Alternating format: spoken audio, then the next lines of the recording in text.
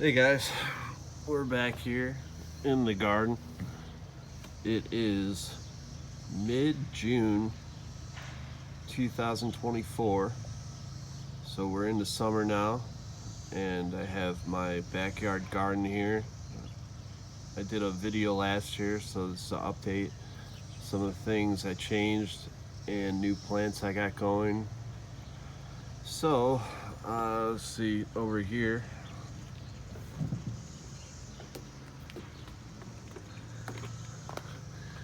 You saw last year I had my blueberry plant. Here it is again. This is a Patriot blueberry plant coming in. Got a little bigger. Got some berries there. They sell these on Amazon. Protect the berries. Working pretty good. Keep the birds away. Then over here, we have some flowers here, and this other blueberry plant is a short bush, and it's getting taken over by some clover, it looks like. So I don't know, I don't know, I might have to replace this blueberry plant. It's not really doing much there. Over here we have what is this, a Roma tomato, and one of the Earthboxes here coming in, looking all right. All right, and then we have another blueberry plant. This is a Highland blueberry plant, or excuse me, it's a Northland blueberry plant. I got this at the nursery a few months ago. It's going really good. I think it's like a 30 or 35 gallon container right here. And then the soil, I found the soil. It's the Coast of Maine acid lover soil. So basically this soil is more acidic than your average soil. The other blueberry plant I have, the bed, I had to put down, it's like a pelletized sulfur product. It's actually right here.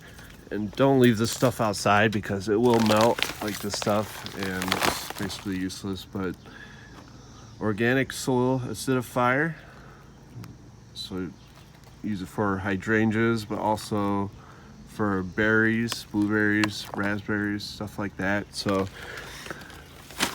most usually a pH of soil, the lower the pH is, the more acidic it is. So basically, usually soil, might normally, I don't know where it's at, but I know this soil is around 6 pH. Other soils might be like 7.2 maybe, but yeah, so this is a more acidic soil, so the blueberries like that, and you can see they're coming in really nice here. One of my favorite things to grow, you come out here every day or two and you'll get a handful of berries. They're supposed to be really good for you, and they taste amazing. If you get them like tart early, they're kind of like warheads, really sour, but I'm really, big fan of that. So this is the Northland blueberry plant. All right, right here we got this monster. This is a San Marzano tomato plant. I got these seeds on Amazon too, but they're from Italy. It's a San Marzano heirloom variety. So I got a pack of seeds. I think you get like 100, so it's a pretty good deal, $7-8 or something. But yeah, so this thing's raging. I started this plant inside maybe in mid-February, early March, not sure, but started it under a grow light, and I'll start them in like smaller, like beer cup size cups, and then I'll move it up. Once it's full of that cup, I'll move it up to like a 1 gallon cup. So, and then yeah, once it's warm enough, and there's no frost, and bring it outside, and then I put it in this earth box. Big fan of the earth boxes. They have a reservoir built in at the bottom, so there's like a screen at the bottom, and it holds 3 gallons of water. in the reservoir, and then on top of there is the this like plastic screen with a bunch of holes in it, and then on top of that is the soil. And so you put, I don't know, holds like 10, 12 gallons of soil, but it also, because the plastic covering here allows you to mound it up, so you can make like literally like a big mound or little hill of basically like any kind of top dressing, like a worm castings or compost, dry amendments, whatnot. So this thing is really raging. I put this is soil I've reused a decent amount of times. Used 4, 5, 6 times. And what I'll do, I have a product, it's called Craft Blend, which is basically a bunch of, it's like grounded up dry amendments, like different bone meals, feather meals, I'm sure different kind of like seashells. Basically they take all these different organic materials and they crush them up, so you get your nitrogen, phosphorus, potassium, all that, calcium, and they grind it up and they put it in a bag, and you can use it as a top dress. It's called Craft Blend. It's by a company called Build a Soil. So I'll take that and then I'll combine it with either, I've been using different kind of worm castings, and worm castings are essentially, if you haven't leftover like banana peels or avocado peels, basically anything kind of like, obviously you don't want to have any pesticides or chemicals, and anything you put inside of a bin with worms and whatnot. But essentially you put all these clean organic materials in the worm bin, and then the worms break it down and they turn all the nutrients into a small enough form to where the plant can uptake it, working along the microbes. So microbes are like different kind of bacterias and fungi that live in the soil. Basically is a whole ecosystem in the soil, and yeah, so the worms break down all the organic produce, whatever you put in there becomes worm castings, and then you can take that and you can put it on the top of this earth box, on top of the soil in this earth box with the Craft Blend. You put in there phenomenal fertilizer's a bad name because you're basically just feeding the plant. So you put it on top there, and the plant can get clean water from the reservoir at the bottom, but then it has all this food up top. So you get these long roots at the bottom drinking up the water, and you get these more like spread out roots up top, like feeder roots that will go in and eat all the top dress nutrients you feed it. So as you can see, this thing's really raging. I remended the soil, but then like this thing was going so hard that I added more top dress. I'll show you here. I'm thinking about it. This is the this is oily mountain fish compost. So it's essentially kind of similar to worm castings. If worms end up in it, it could, you could call it that as well. But it's got a bunch of, as you can see, fish compost, apparently forested, material. Very similar. This is kind of what it looks like. It's kind of like gunky and whatnot. Worm casting is a little more like tacky, a little bit, but basically, same idea. But anyways, so you can put, maybe like an inch, 2 inch, however much you want layer. You put it on top in the earth box there, and then the plant will come up and eat it. So yeah, so it's aroma. This is a heliotrope flower, very nice flower. Also put it in an earth box. So before I forget, to water these, so this particular one, it's rectangular. So essentially when you water in this tube right here, it gets the reservoir wet, but it also gets the soil wet. It kind of wicks, similar to the way if you put a paper towel down and you got it wet, the water would spread across the paper towel. So it does similar here. So I found you don't really have to top water. Really, it doesn't get dry enough. Like even if I look at under the thing here, look at all those roots coming in. That's crazy because I just put that that compost stuff down like a week ago. You see all the feeder roots coming in. All the fish compost. But you can see it's a little bit dry, but you can see it's eating there, and you don't really have to top water that much. I basically never do out here because all the water from the bottom kind of seeps up top, and you see the plant seems to be doing just fine. So, but yeah, so that's how it works with the watering for the Earthbox. All right, here is this is a ají jarpeta pepper plant. They're from like Argentina. Little small round peppers with little seeds in them. So they're supposed to be they're so small that it's a really expensive pepper, but that's kind of just because they're kind of hard to harvest and process, being that they're kind of like the size of like a small, like, I don't know, marble or something. This is I'm actually not sure what this other pepper plant is, but it's another pepper plant in there. So here is spearmint over here. And so on these ones, like this plant, for example, this is I think it's like a 40-gallon, let's call it 40-gallon container of soil in here that I've reused for at least 3 years. And you can see there's these other plants in here. This is a cover crop. It's a 12-seed cover crop that is made up of like half different clover varieties. Like, I'm not sure, maybe that's hairy vetch or something, like nice little flowers on there. Essentially what this does is these different cover crops, like the clovers, for instance, they're a nitrogen fixing crop.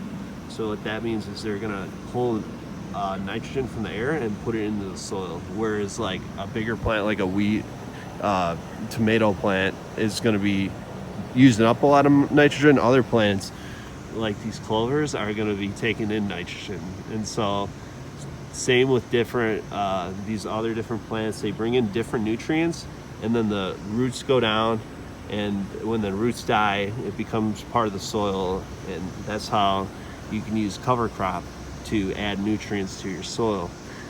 And this is the spearmint. Yeah, it's probably spearmint. So another one of my favorite things to grow.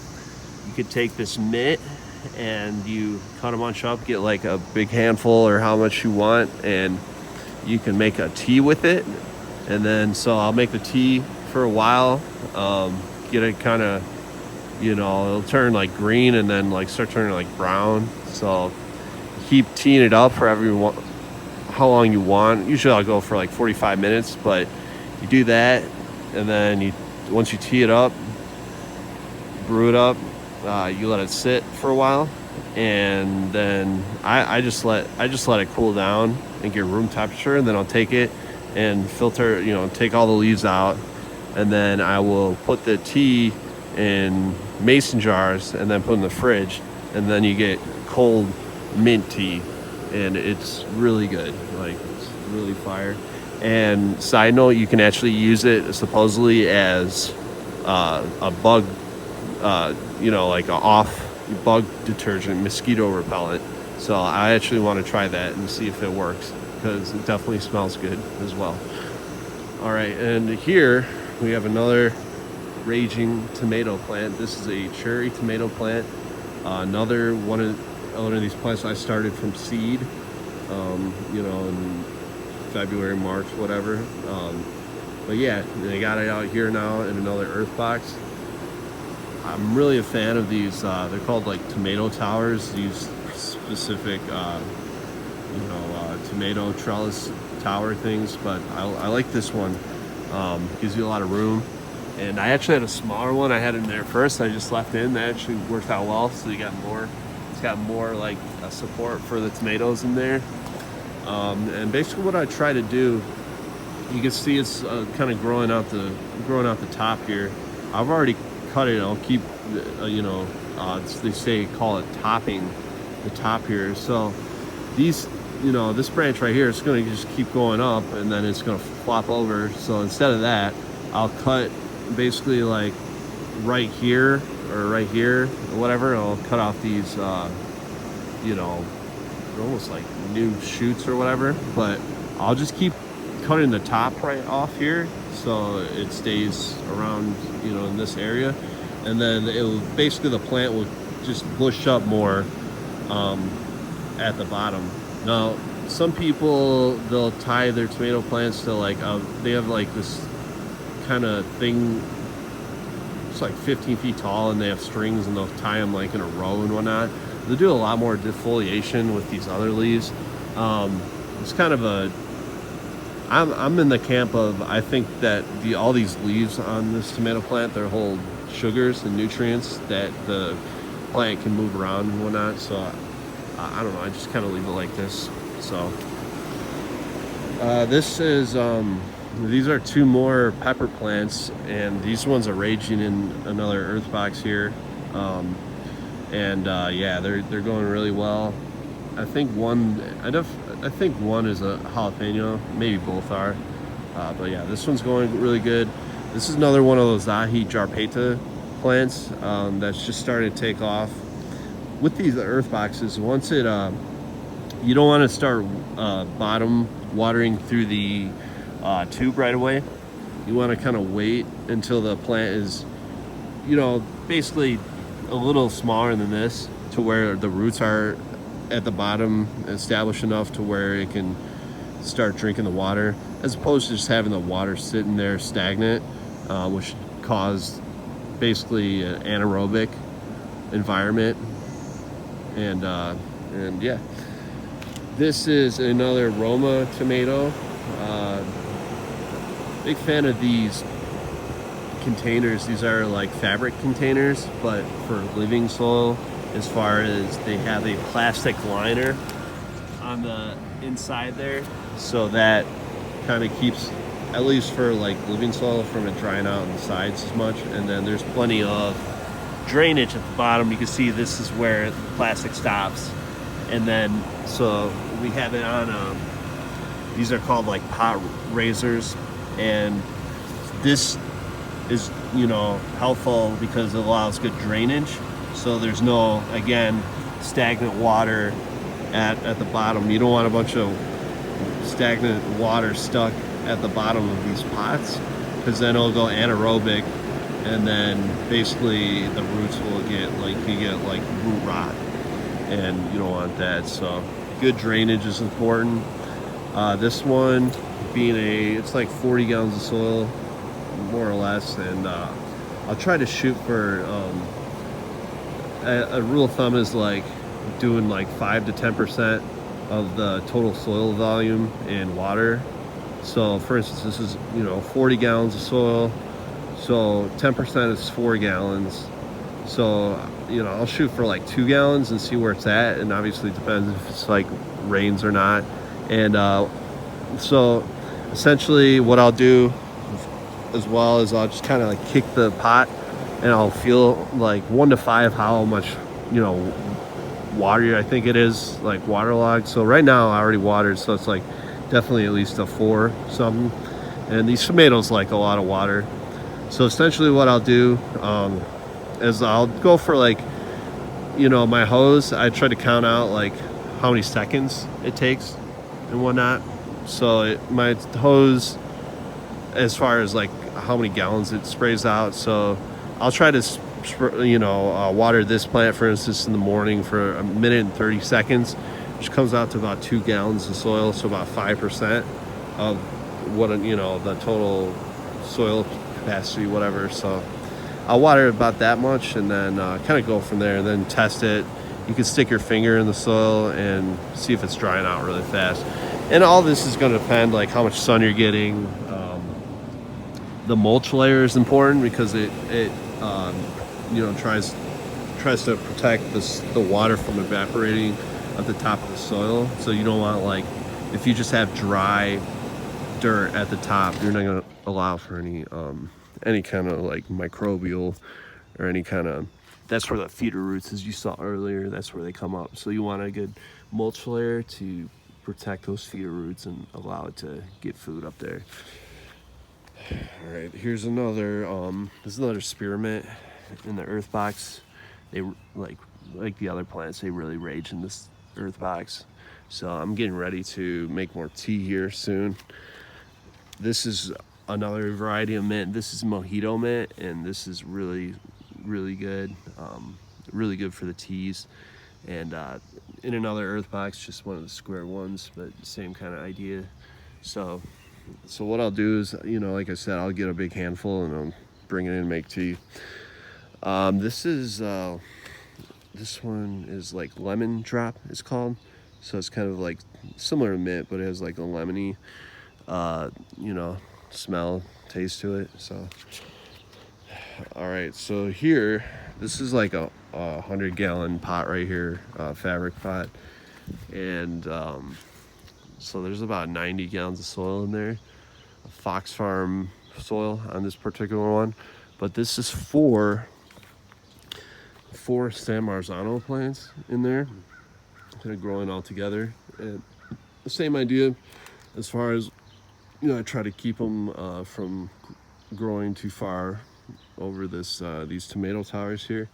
You got two of them. So this one, being it's about you know, 100 gallons, 90 gallons, I'll water this for basically like 3 minutes. So that's like 4 gallons of water in the morning, and then I'll test it, I'll kick it. Like I could actually, I feel like I could water it for another minute if I wanted to on the other side. This thing being so big, it'll go through water very fast. So this one is these are serrano plants, serrano pepper plants. Really hot, kind of almost a little hotter than jalapenos. Big fan of these. This is a pineapple mint variety. It smells amazing. And I'm just trying to get it to grow a little faster here. It's starting to pick up a little bit. This is the further one is chocolate mint, another crazy variety. I got all these at a nursery, and just amazing. Like if you can find a good nursery that you can find like these rare different varieties of these different plants, that's amazing. And they usually sell out pretty fast in the spring. But you can also take clones, so basically you can cut part of the plant off and put in a little, you know, cup of soil and grow a new plant. And I'm planning on doing that with the mint. And yeah, so another thing you can do. These are another more pepper plants. I forgot which variety, but they're like a purple bell pepper, so they're starting to come in pretty well. All right, this one is a good example of some plants that kind of don't look that good, and you can see there's holes and something is chomping at these plants. These are habanero type variety. So obviously something's eating this plant. If I was serious about fixing it, what I would do is you could get a little microscope, $30 microscope from Amazon, whatever, and you could try to scope out whatever kind of bug it is and identify it. And then you know, you want to find different, you know, safe kind of pest management options, as far as like you can get some sort of like clean soap, and the soap kind of gets rid of the bugs a little, or there's different like pyrethrin and like different kind of they're like organic, they come from flowers, and they can basically just deter the bugs as well. So I haven't really done any of that, and we'll see what happens. But yeah, so you gotta watch out for pests. And one thing that actually helps, you can, you know, if you have a healthy ecosystem, You know, say you have some plants that bring in ladybugs. If, in theory, if I planted some flowers or whatnot, something to attract the ladybugs, they could come in around here and then they would eat the bug off the plant if you have the right, you know, kind of bigger bugs to keep everything in check. This is, let's see, wintergreen mint. Yeah, wintergreen. All right, and that's pretty much it. This is a strawberry plant I got like a month ago, so it's starting to come in there, and I think I'll get berries off it the second year. And then this one is a I